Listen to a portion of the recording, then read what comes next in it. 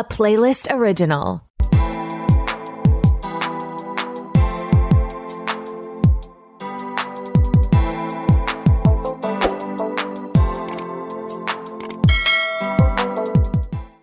Hey everyone, Jeff here from Films at Home. Thanks for calling back today for the Films at Home podcast. Whether you're watching on YouTube or you're listening on your favorite audio apps, I appreciate the support. Now, today we have an awesome episode because we are talking to a legend in the video store world, and that is Vidiots. If you don't know Vidiots, they were just a legendary video store in the LA area. It was around for quite a few years, and obviously video stores struggled and it eventually closed, but it's been brought back by this new group of founders in a new foundation as a nonprofit, which is going to have a massive video store, bringing back all 50,000 of their VHS, DVD, and Blu-ray titles, adding more titles to that collection, having screenings and a micro cinema, a big theater with hundreds of seats for larger screenings, and a real cool community place. So today I'm talking to Saila Reyes. She is the director of marketing for Vidiots and the Vidiots Foundation. So she has the inside scoop on everything that's going on there. And we talk about the video store and the experience and the nostalgia and all of the crazy, amazing things that they're doing out there now for the community. Now, one thing before we get started is Vidiots is a nonprofit. And so I figured this would be a great time to try to raise some donations because they have some pretty cool tiers of support. And what I've done is I've started a GoFundMe. So the link down in the description of this episode on your audio apps, on YouTube, I'll be posting on social media. There's a GoFundMe link, which I connected directly to the Vidiots Foundation. None of it goes through me. It goes through GoFundMe. It goes right to Vidiots. If we get to our $5,000 goal, that would mean that the Films at Home community becomes a founding sponsor of Vidiots, which would be incredible. If we go higher than that, there's other things we can do. We can have a community shelf where we pick our top 10 favorite movies, and I'll let you guys vote on what those are. You can even go up, and if you make $200,000 or whatever it is and donate that, you get to name the video store. There's all kinds of crazy cool perks, which I list on the GoFundMe. But at the very least, with 100,000 plus subscribers across YouTube and hundreds of thousands more who watch this and follow on social media, even if you can just give $1, I think we can raise that 5,000 and make Films at Home one of these founding sponsors, which would be a really cool thing for this community to show how powerful we are in the physical media community, that we can raise this money. And like I said, I know money's tight. So $1, $5, whatever you have, I'm going to kick things off. I'll start the fundraiser with my donation. But if you guys have some money, if you want to give $1, $5, $10, $100, whatever you have, it goes straight to Vidiots and it supports this community theater, this community video store, and hopefully a foundation that will help more video stores get out there in the future. They want to replicate this in other areas of the country. So if it's successful in LA, you may see one come to your local area. So I set this up. Again, links are in the description. I'll be posting this as well on YouTube and on my social media and everywhere else. But if you want to support, go check them out. Maybe after the episode, see what they have to say. But I think you guys will be really, really impressed. And go check out the GoFundMe. And if you can give $1 or $5 or whatever it is, I think we can do a really great job of helping them as a nonprofit in this world of physical media and showing our support. So go support them. Sit back, relax, enjoy the episode with Saila, and I'll talk to you at the end. All right, everyone, we're here with our interview. I've got Saila Reyes, who's the director of marketing for the Vidiots, the Vidiots Foundation, or Vidiots, however you want to call it. What do you guys prefer to go by, I guess? Are you the foundation or are you just all Vidiots? We're Vidiots. Okay. Yeah. So yeah, tell us a little bit. Tell us a little about you, what you've been working on with this project, which has been a huge undertaking. I've been following for a while now, and what Vidiots is all about, what you're all about. Just a little intro for the audience. For sure. So Vidiots is a video store that was founded by two women in 1985 in Santa Monica, California. And it's legendary because those two women, Patty Pullinger and Kathy Tauber, women weren't on the scene in the video stores. And so when they're like, we're going to open a video store and it's going to have all the international titles and cult classics and all of these things, it made waves and it like really affected the film community.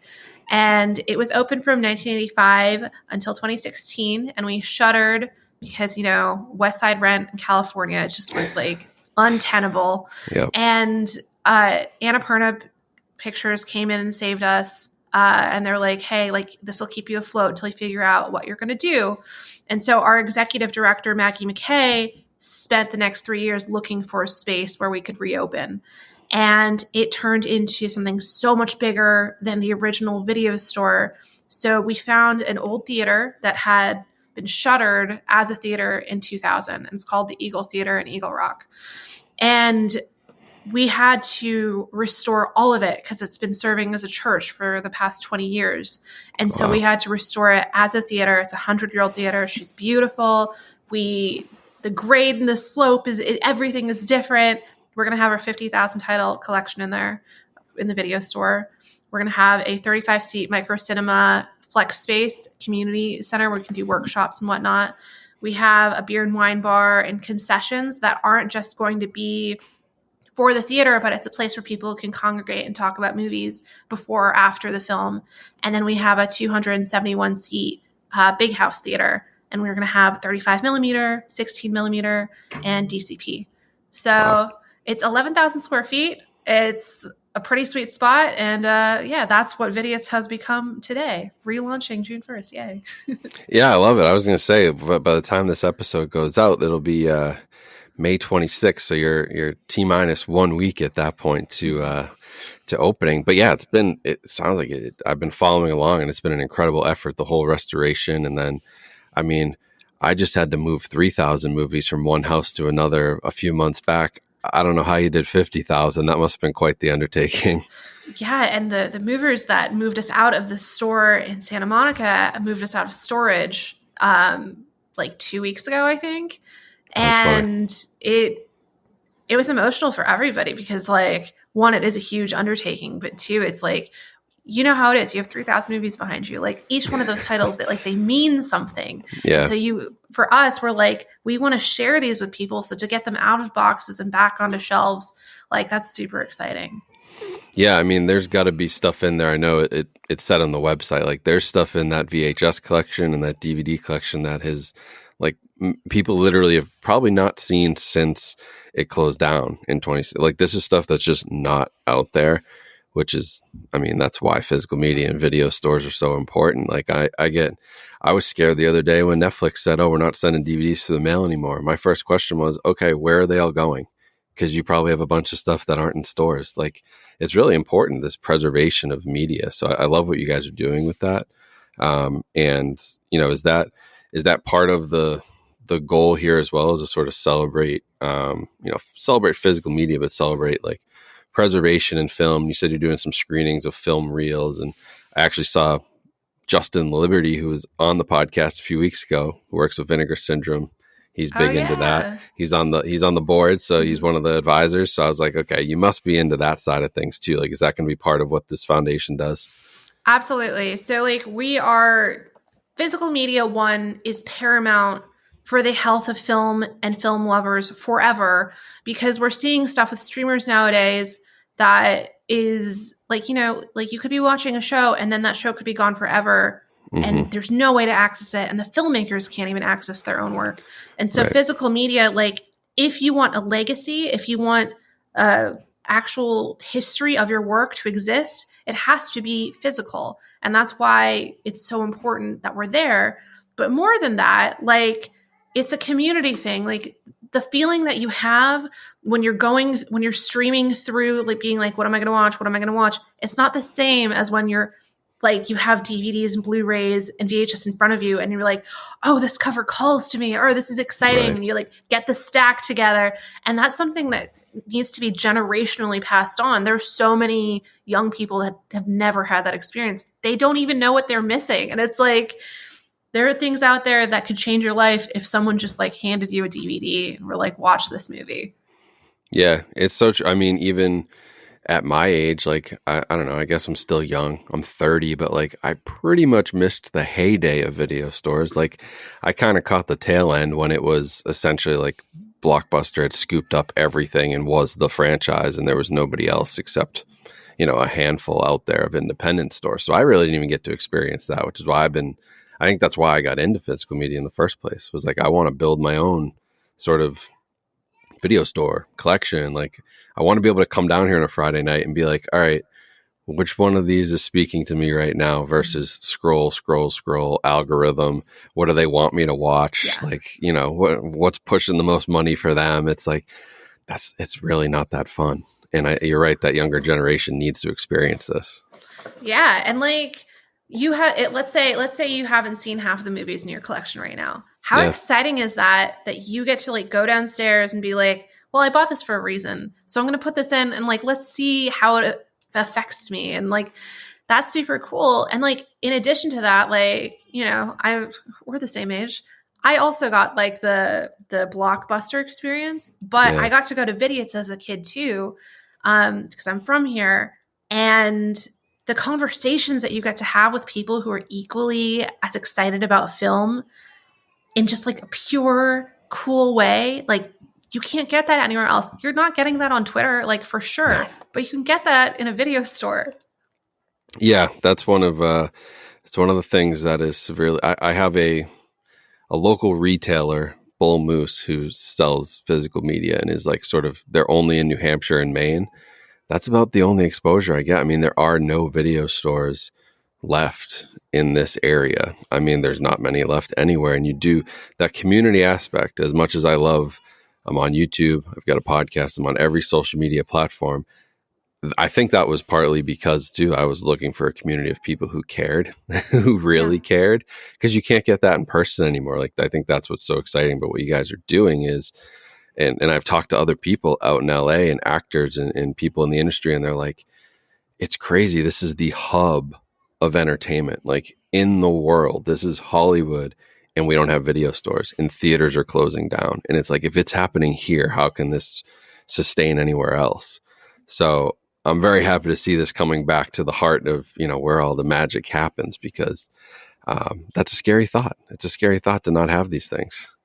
For sure. And like, we're very lucky. Like, there are incredible independent video stores in LA. Like, we have Videotech, and we have like these cool little independent places like Whammy, and like, those are awesome. And we want to show people eventually, like, once we're open, that this can be replicated around the country. Like, we're a little nonprofit. We don't have big money behind us at all. Like, the fact that this relaunch is happening, it all came from small donations. Like, that's unheard of in a nonprofit, like, fundraising sector.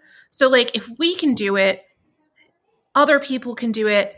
Maybe they're not going to open an 11,000 square foot theater, but like a video store, like, there's a community run in Baltimore that is slipping my mind, but like, it's totally volunteer based, and it's open on the weekends. I talked to them here on the podcast. Oh my goodness. Like, that kind of stuff is what like the future can hold, because we're all craving it. And especially after, you know, 2020 and like quarantining and all of that, like, we're hearing what people want is to feel connected to each other in real life.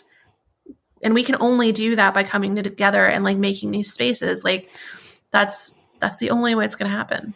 Yeah. It was funny when I interviewed them, that was their sort of thing too. It was like, look, if we can do this, like, we want to try to spread this. We want this to happen in other major cities. I think it's Beyond Video. I think is their name. Yes, Beyond. Yeah. So they were great. I had them on. We had a great conversation about this same kind of thing, because it's not only just the video store too, but what you're doing with the theaters, like these small independent theaters where you used to be able to gather and like do cool screenings, and like, they're just slowly dropping off too. Like, I have a hard time finding them, which sucks. I can get some down in Boston. There's a couple of some really good independent theaters, but like up here, not much around the, you know, the upper New England area. Once you get north of Boston, it's just, you know, those are really cool places that even just micro cinemas, 50 people, get 50 people together, screen something really cool that nobody's seen. That community experience just can't be replicated. Like, I don't care what they do with VR, and I can put on a headset and watch a movie with my friends. That's not the same. We're not in the same room. We're not experiencing the same thing. So I like that aspect of what you're doing too. I think that's an important part of the community is the theatrical piece that is, like, I don't know. It's sort of coming back, but it's still sort of struggling. Like, post-COVID, it hasn't fully rebounded.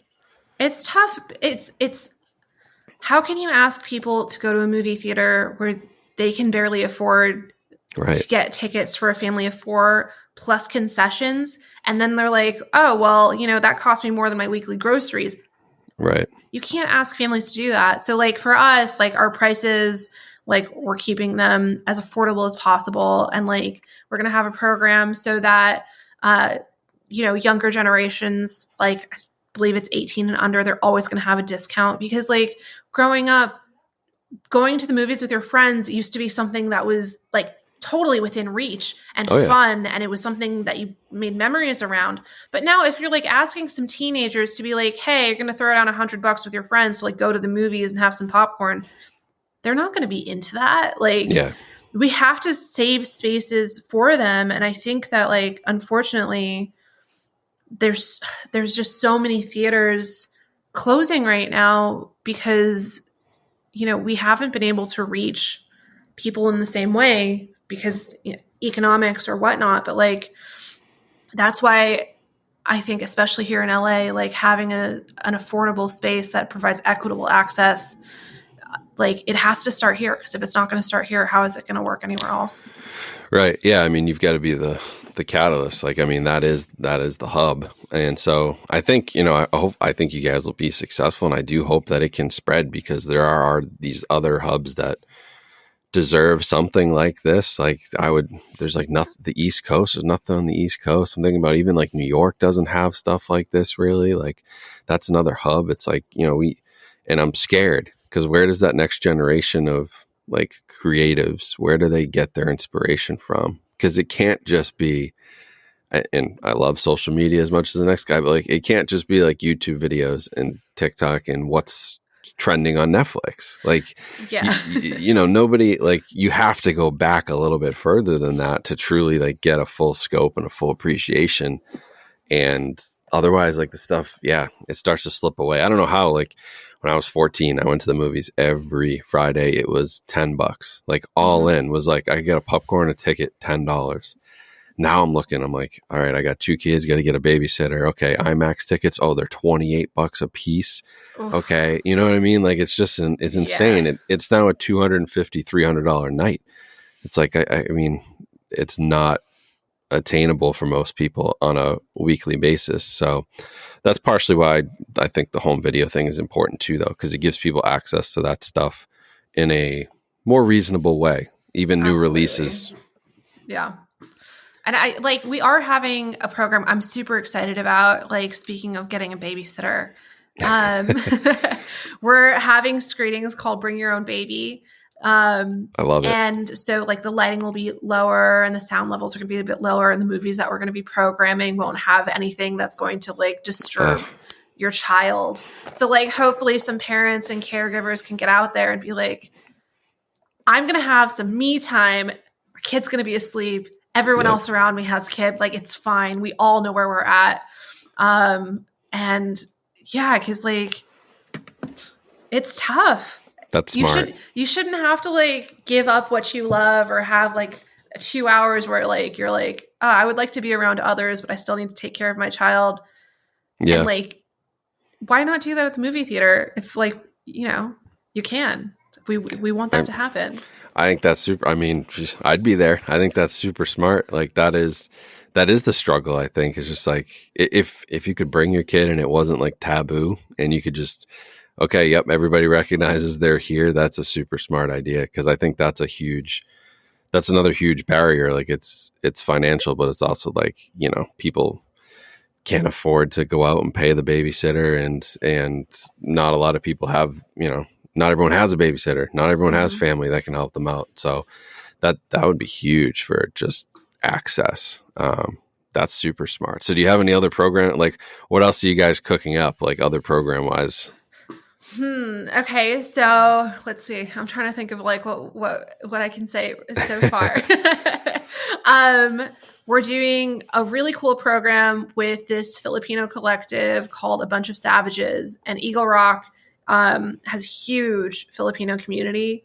So we're doing a bunch of movies that like are just from that era. Cause like a lot of people know who Tarantino is, like, right? Like a household name, right?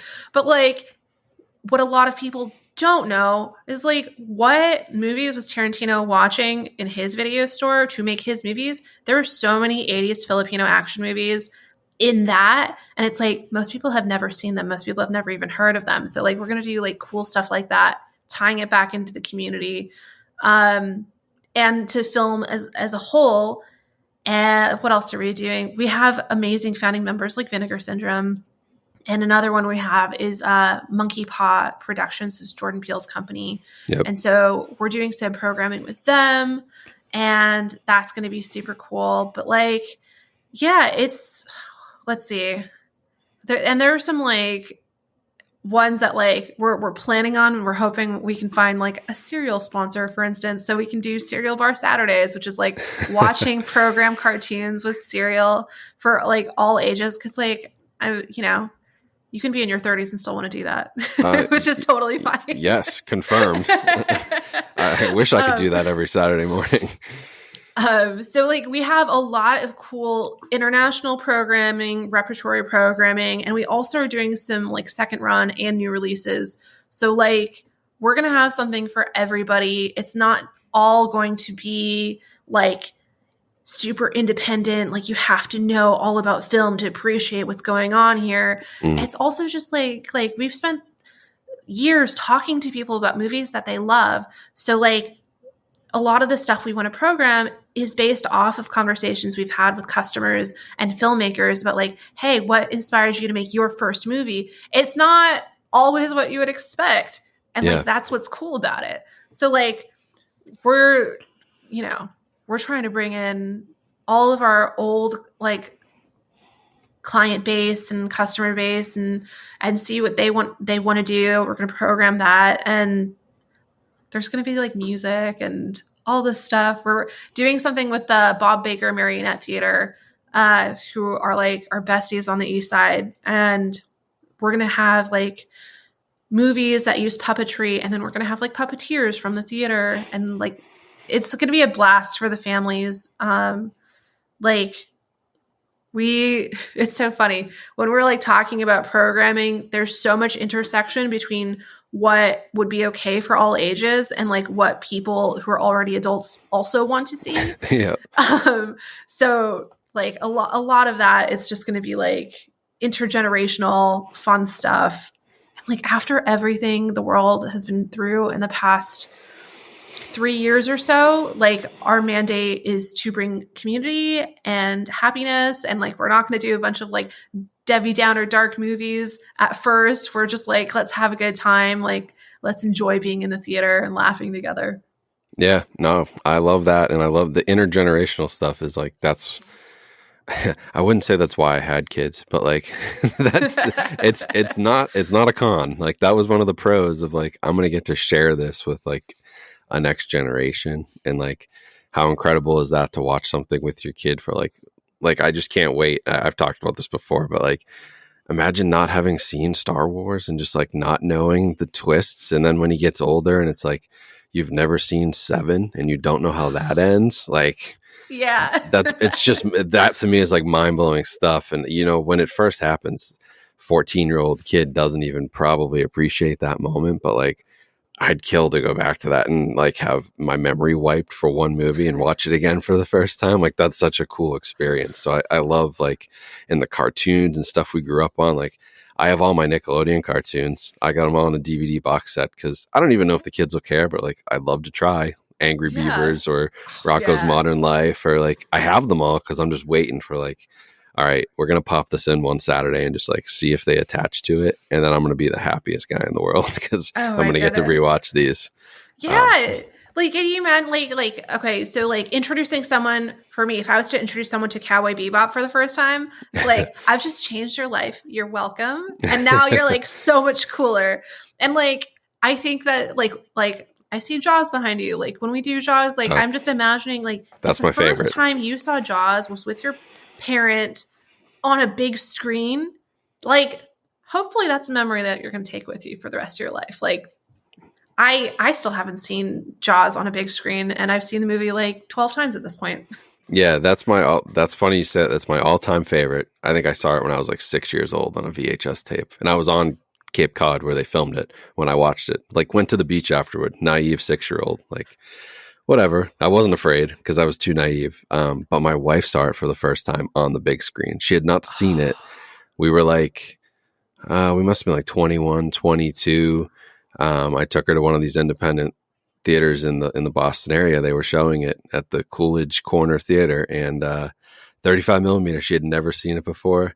The jump scare under the boat. I mean, everybody laughed, and she's the only one who screamed. Like everybody had seen the movie 100 times, and she had literally never seen it. So, I was very jealous that she got to do that for the first time. Like, that's a super cool experience. She still talks about it, and for a kid too, and for families, that is awesome. So, love that idea. Spreading the community joy, stuff that's just been severely lacking in the last few years. We need more of this, and like making it an event. I think that's the cool thing too. Like, I wish more theaters would do that. Like, make it's not just that you go and see the movie, but like experience it with the community and talk about it afterward, and have music beforehand, or have somebody there, go back into the video store after the movie's over and talk. Like, that experience is severely lacking in a lot of theaters. It's like you leave and you get in your car and you go home. And that's it. No, but like, what if the movie like blew your mind and you're like, I need to see everything else that this director has made? It's like, great, go to the video store. We got you. Yeah. Or like I was, I introduced my boyfriend to Best in Show a couple of years ago. He'd never seen it. It's awesome. And ever since, he's been like, can we watch something like Best in Show? And I was like, there's only one Best in Show. Yeah, that's true. Our video store director, Robbie, has like encyclopedic knowledge of our video store. So he has pretty much 50,000 titles memorized, which is a feat. Yeah. If you come visit us, you and Robbie gotta talk. He's like a delight to talk to about movies with. But I was like, Robbie, like I have a conundrum. Like, my boyfriend's been asking for Best in Show for years. I don't have anything. And he was like, listen, like, yeah, it's very specific. That's a tough one, but why don't we try these? And I was like, thank you for handing me a stack. We're gonna try it out. I was like, everyone should experience that. Yes, that institutional knowledge has been just like lost. There are these people out there with those encyclopedias. I mean, that was like Tarantino sitting in his video store. Just that guy that like you could just ask and he'd be like, yep, let me pull this obscure 1970s kung fu movie that nobody has seen but me off the shelf and be like, this is exactly what you want for your tastes. Like, no algorithm can do that. No Google search can do that. It's like, go ahead and Google search, movies like Best in Show. And it's just like going to give you other movies by the same director, or just like other comedy movies from the 90s and 2000s. Like, that's it. There's no depth to it. And that's missing. So I love a guy like that. Like, we need more of those people and more 100%. Spaces for them. Because like, there's no algorithm for vibes. Like, not yet. It's not human. Yeah. Yeah. So it's super important. And like, there's so many people who just want to talk about it and also don't feel like necessarily safe talking about it, because you're always afraid someone's going to try to one up you or be like, no, that person wasn't in that movie and you don't know anything you're talking about. And it's like, whoa. Like, what if we're just cool about it? And I feel like the internet's become like very kind of like combative in a sense of like expertise, which like there's also these beautiful pockets of the internet, which I love very much. Like, marketing has showed me that there are angels everywhere, but it's still always better in real life when someone's like, oh, you love this, you got to check out this. Yeah, no, that's the beauty and the danger of the internet. There are those good pockets. I'm a marketing guy too. I do digital marketing in my day job. So like, there's some stuff that happens on the internet. I think we all know it's horrific. And in the film community, there's a lot of that, like, it's gatekeeping essentially, I guess. Like, it happens to me all the time. I post a lot of what I do on like TikTok and stuff is usually like, if you liked Evil Dead, because that just came out, like, here's 5 other movies you should try, because I'm just trying to get people to try new stuff. and I'll pick 5 that I know are not like super obscure, like only on VHS, never before seen, but like pretty obscure. And I always get the people who are like, I've seen all of these. None of these are, these are not, they one up me. These are terrible recommendations. Everybody knows these movies. Meanwhile, 80 other comments are like, these are great. Thank you. I didn't know 4 out of the 5 of these on the list. Like, yeah, there's always that aspect of it. And I think it turns people away from like having that conversation with other people who are into this, because you are afraid to be one-upped, and you're afraid to be told like, you idiot, you don't know, foreign 1960s French noir. Like, I don't either, but I love movies, so I'd love to learn more. Like, the gatekeeping that needs to stop. That's what drives me nuts about it, because you're just blocking people from enjoying new things. Yeah, and like on Vidiots, Team Vidiots in general, like we have filmmakers, we have programmers who have like decades of experience. Mm-hmm. We have like the most incredible film nerds that you could ever meet. All of us have gaps. All of us have some just blaring, like, no, I've never dove into like German expressionism, and other people have. But you know what? It's all good, because I know things that maybe you don't know, and we have a conversation and we learn, instead of like expecting everyone to know everything all the time is impossible and really damaging. And I can imagine extremely intimidating, especially if you're like a kid who's like, oh, like I want to be like so-and-so, but I don't know any of this stuff. I don't have any of this equipment. I don't know what is even possible. It's too overwhelming. I'm just going to do something else. Like, right. There are so many incredible independent films that like look like they are low budget, but they're still incredible. And it's like, seeing that when you're younger is super inspiring, because then you go, I can do that too. So it doesn't just affect like film audiences, it affects filmmakers and what we're going to get next. Yeah, no, it's true. I remember my first film festival when I was probably like 19 or 20, where I'm walking in thinking I know movies, and I came out of that and I was like, okay, I don't know movies. Like these people are making some wild stuff, creative, abstract, the documentaries that people make, even the shorts.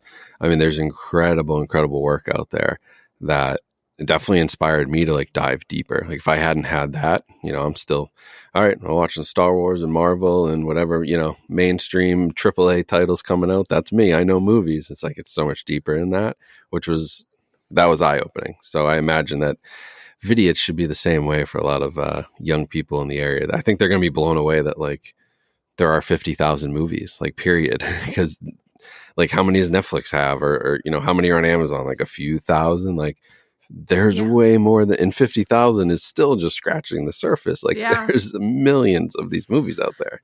Yeah, we actually were trying to beef up our collection, because between 2016 when we shuttered and 2023 now, a lot of movies came out. So we have to get all of those movies. And we are getting all of those movies. I was going to ask, is that the plan? Just keep going, like, to grow that 50,000, kind of catch up, I guess? Absolutely. It's super important. Especially like in our neighborhood, like when they were doing virtual learning during COVID, 65% of the students didn't have access to internet.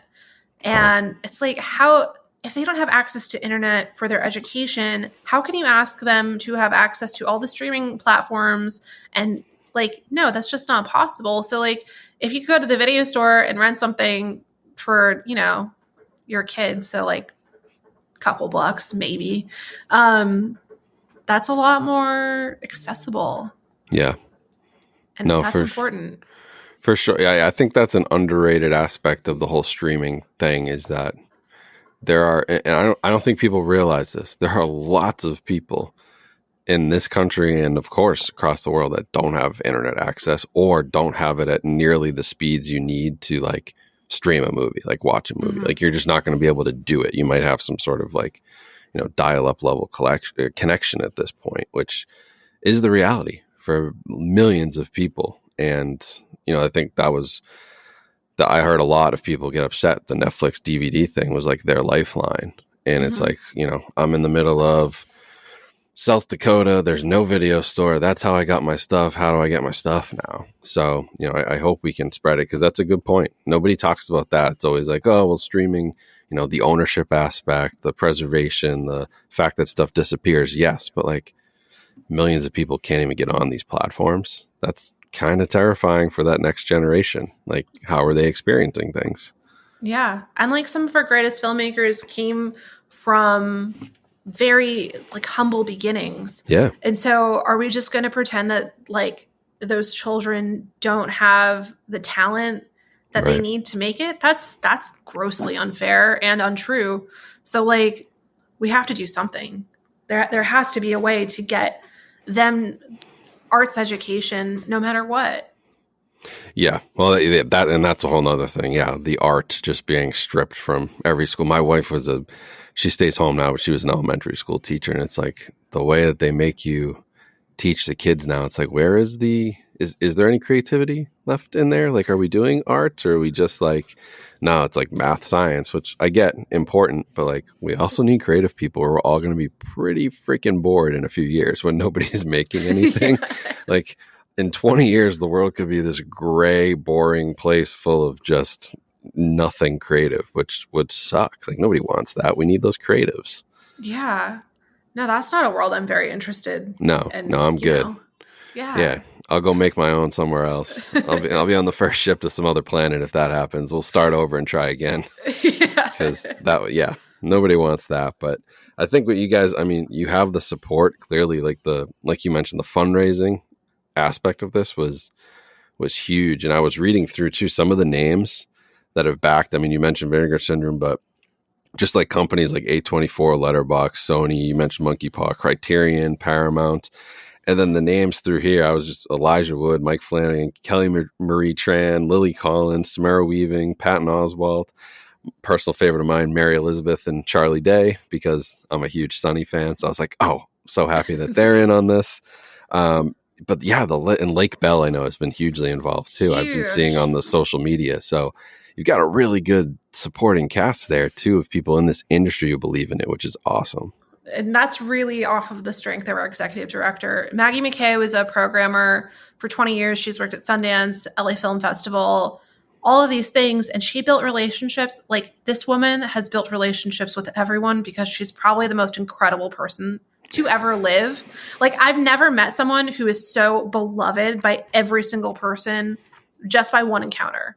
And so she has been wearing Vidiots on her sleeve, just like she's working around the clock to make this happen.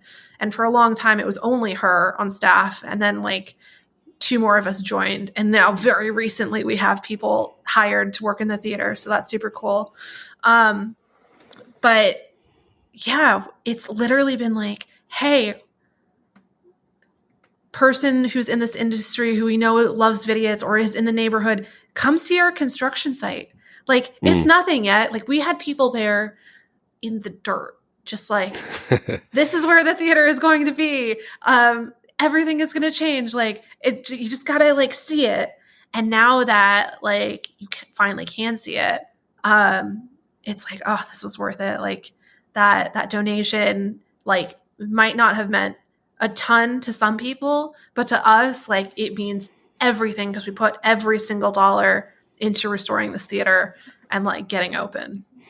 No, it's awesome, and the list is certainly impressive. And there's a lot of good names who are backing this, and hopefully, more join and more come. But I think it's a really cool way to do it, and just like the whole like crowdfunding aspect of it, like speaks to the community too, like the community part of things. And I assume like what drives us in the future is essentially like ticket sales, memberships. Like it's going to be community that drives this stuff, right?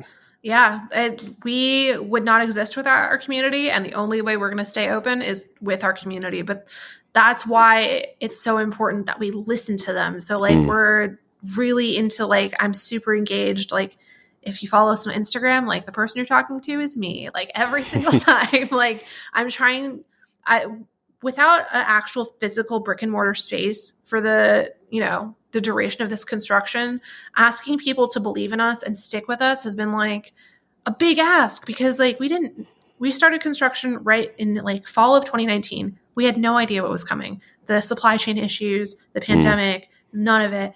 Everything has stretched out so far because there's been extreme circumstances every step of the way. And so like the best that we can do is try to create like these little community pockets. So like if I'm talking to someone on Instagram, I want them to feel like it's a video store conversation. Like, let's talk about your favorite movie. Like, which movie is your favorite from this director? Or like, oh, you're not into this director? Who are you into? So like, these are the moments that have helped build us, and we need to keep creating them in real life for us to like happen. But like, yeah, the biggest ways to support us: annual membership, you know, coming to the video store, coming to see a movie, you know, buying popcorn, which everything is going to be equitably priced. So like people should be able to like come in and out with like snacks and a ticket and a chill time for under $20. Like, we can do that. We can make that happen. All right. I'm glad to hear it, because I feel like that's sort of the sweet spot for a movie, is like $20 and under. If you're somewhere between like $15 to $20 with like ticket, a drink, and a popcorn, like perfect. That is the sweet spot for like well worth a night out. And that's going to keep people coming back. But I even saw the membership. I mean, an annual membership on your lowest tier was like $100. So, I mean, it's not even $10 a month for what you get from that. I was like, this is a great deal too. I don't know how that does. Like, people must be jumping all over that for the access. That's an incredible. I mean, you spend more than that just on one streaming service in a year, never mind the 7 that you're supposed to buy now. Like, that's a deal. And you basically have the greatest video service you could have for $100 a year. I mean, there aren't 50,000 titles combined on streaming services that you're paying $1,000 a year for. That's absolutely true. I think the numbers have changed, but typically, like, if all the major streaming services combined all their titles, we still have 3 times as many. Yeah. So it's like, you're never going to run out of things in our store to watch. Right. That's awesome. And I mean, I saw like, there's other stuff you're doing too, which I think is smart. Like if you get a membership, like, we're not going to deal with the late fees, all the stuff that people hated about video stores. Like, it feels like you're trying to fix, which is, I think, what it needed to be successful in today's day and age. Like, it was kind of a broken business model in a lot of ways. Like, maybe that was just Blockbuster and corporate just kind of sucking everything up under one roof, but it got kind of broken towards the end. It was tough. Like, as an independent video store, like, Patty and Kathy put in an annex so they could do like little screenings, and like those would always sell out in the original video store. And so like and this is forever, this is just like where we live. There's always this battle between capitalism and like the love of film, right? Yeah. So like Vidiots from the very beginning has been for the love of film, and the community has supported that. But when you start talking about like, oh, the big, corporate stores who are like, I'm going to come for you and your late fees, there's no human element there. And it's like, that really isn't the model, and it shouldn't be, because like, who needs to go after people who are like, oh man, my kid got sick last night and I can go to the video store to return the disc, and so I'm getting punished for that? How's that? That's not cool. Like, we're all doing the best we can. Yeah, no, and that human element, I think that's what you're seeing going on right now with the writers' strike and everything, is we're fighting, you're fighting the corporate greed, and this whole artificial intelligence thing, like, is so scary for creative people. I being somebody who's all for creatives, I'm like, how could you ever just try to produce things with the human element is just gone at that point. Why would I watch it? Why do I care? I'm not connected to the actor. I'm not connected to the filmmaker, the writer, the cinematographer, like the composer. There's no connection. What am I connected to? A computer? Like, nope, it's not working for me yet. I don't know. Computers, they're not that great yet that I want to be friends with them. No. We all watched Her. Most of us have watched Her. Like, it's not necessarily. Again, that's not the world I'm looking for. It's just not. But yeah, that's the entire thing. Like, even when you were watching movies, like when you watch a movie with practical effects versus complete CGI, you have a different feeling. Yeah. So like, if someone's in actual danger, you can feel it and you can see it, but you can't say, well, it was because of the angle of the actor's body that I felt real danger. It's like, no, that's not something that could really be captured. It is what it is. Yeah. And CGI is not going to give us that. Right. In a lot of those early movies, they were in actual danger. Many times they were in danger, which, yeah, I mean, credit to all the stuntmen out there and the people who did that, the stuntmen and stunt women and the actors and actresses who put their lives literally on the line for movies. But you're right, though. Those have the most, there are some there's some actual stakes there, I guess, is what you're missing. So, yeah, I mean, I love this. I mean, what do you guys have planned for the big opening? What's June 1st going to look like for everybody? Well, we do have a bunch of pre-launch events coming up before the opening for our major donors, and we have something for our annual members, and we're just going to have some open houses. It's going to be a fun time. So by the time we get to June 1st, June 1st should just feel like a party. People have asked us, are you going to have an opening party? And we're like, no, us opening is the party, because we also don't want anyone to feel excluded. So if you want to come see a film on June 1st, you don't need to get the exclusive party invite. That's the antithesis of who we are.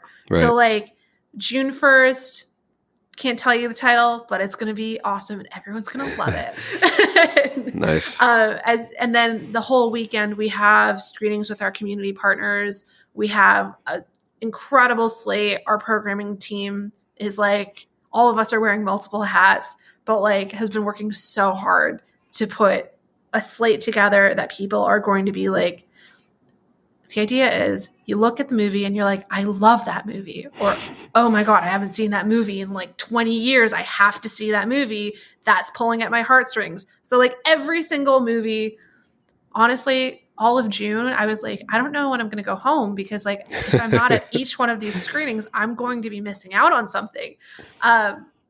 So hopefully other people have that feeling as well. Yeah, you need some bunk beds in the back of the theater somewhere for people to you need a monthly rent pass that you just live there for the month. Beer, wine, popcorn, and movies. I could do that. I wouldn't be mad at that. That's not bad at all. There are worse ways to spend a month. So that's cool. I love it. So yeah, where can somebody like me, someone who's not out here, if we want to get involved, right? And I don't think I'm going to make it for June 1st. I got a 4-month-old, but I want to get, people like me want to get involved. Where can we donate? What can we do? I saw there's merch too. Does all of that stuff kind of help and go back to support it? Cause I think it's super, I would love to see one of these come to the East Coast or come to a place like Chicago or Austin or, all these cities that have these great creative scenes. So how can we support? How can listeners and viewers support? The easiest way to support us is through our website. We have all of the different ways. So if you're not here and you're I can't become an annual member because I'll never use it, that's cool. You can name a shelf in the video store. So if you're you know what, I'm a Miyazaki fan, I want my name on that shelf. We have so many options where you can donate and have a shelf named after you, or name a seat in the theater. But even if you're I just want to, buy Team Vidiots a coffee and donate $5, every single dollar counts. And we have all of those ways to support on the site. And yeah, we do have merch. We are going to be selling merch through our brick and mortar almost exclusively until we can get ramped up again, because our executive director has been shipping all of those packages on her own. My God. She is a very busy woman. So we're can we just take this off of your plate just for a little bit and we'll ramp up online. But, beyond that, following us on socials really helps. We're on Blue Sky, Twitter, and Instagram, and Facebook. Nice. You got the Blue Sky invite. I don't have mine yet. We got the invite. That's a good deal. But yeah, I mean, now you got me thinking. I'm community out there, people listen. I'm can we, maybe we can crowdfund a Films at Home shelf or something. Let's make it happen. Let's put our minds together here and make something happen. Let's get the community out in LA going. But that's super cool to be able to just sponsor those different pieces and different parts. And just I love that way to get involved. And so when I eventually do make it, maybe maybe our name or our community name will be somewhere in the store that I can see. That would be great. Yeah, we have tons of people who do that. They crowdfund and like, we're like, hey, when you can come visit your shelf, like it's there for you. Like, yeah, that's super cool. Well, so it's vidiots.com, right? I think it's pretty straightforward, isn't it? It's vidiotsfoundation.org. Not as straightforward as I said. Vidiots Foundation. What I did is I went to Google, I typed in Vidiots, and so I just assumed vidiots.com, but vidiotsfoundation.org. And we'll link this. This will be in the description, video description, audio description. We'll link all the socials as well. I've been following you guys for a while. I mean, the work it's just incredible. So it's really cool to see it, coming to a head now. And, as we're talking, we're 2 weeks out, which is wild. So congrats on that. I know it's been a long road because I've been following for a long time, watching and waiting, and all the crap that's gone on has not been helpful, but we're there. So it's super exciting. And just, thank you for coming on. I just want to congratulate you on it. You're there and it's happening, which is amazing.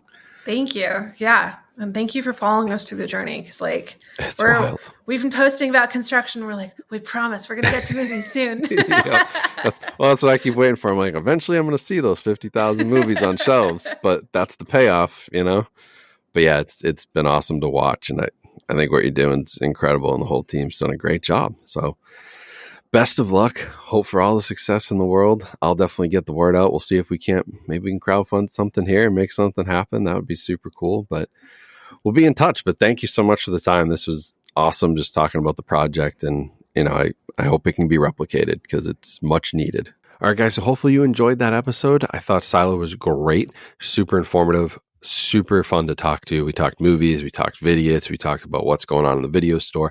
They have so many cool things that are happening though, like these local community screenings, the Filipino screening series that she was talking about. Just the fact that they're bringing back 50,000 movies from basically storage containers back into the community and giving people community access to films, and especially like younger generations or, people who are, having a hard time. Maybe they don't have internet. They can't afford to pay for streaming services. Like they're going to open this up to the community for very reasonable prices and allow people to experience film. And that's where we're going to get the next generation of creatives and directors and filmmakers and cinematographers and the next generation of just movie lovers and physical media enthusiasts. So I love what they're doing.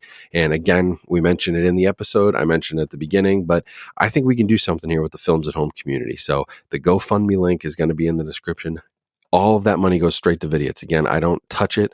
I have it set up through GoFundMe. It goes straight to their pockets, straight to their foundation, straight to their work. And if we hit that $5,000 goal, Films at Home will be a founding sponsor of Vidiots, which is something I think we can all hang our hat on and be proud of. So I'm excited about this. Whatever we end up raising will be great to go towards them.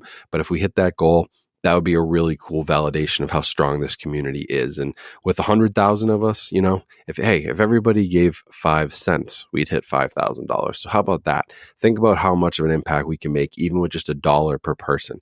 It's really incredible with how large this community is. So whatever you can give, go give. I'm going to kickstart things. You'll see some money already in there when you go to view this because I'm going to already have donated my amount, but I appreciate all the support for the podcast. Vidiots appreciates all the support very much. And I want to make sure that nonprofits like this, they survive and they are successful and they have our support. So go support them.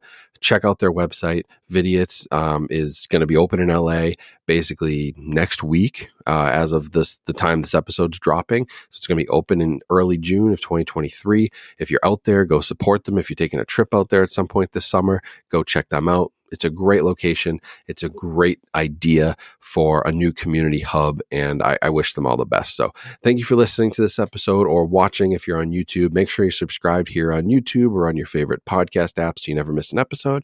And if you enjoyed this one, leave me a 5-star review and let me know why. Whether you're on Apple, Spotify, you can leave reviews there, and that helps other people find this podcast about physical media and the love of movies. So we all appreciate that. Hope you guys have a great rest of your day. Go check out that GoFundMe. Stay safe, stay healthy out there, and I will talk to you all soon.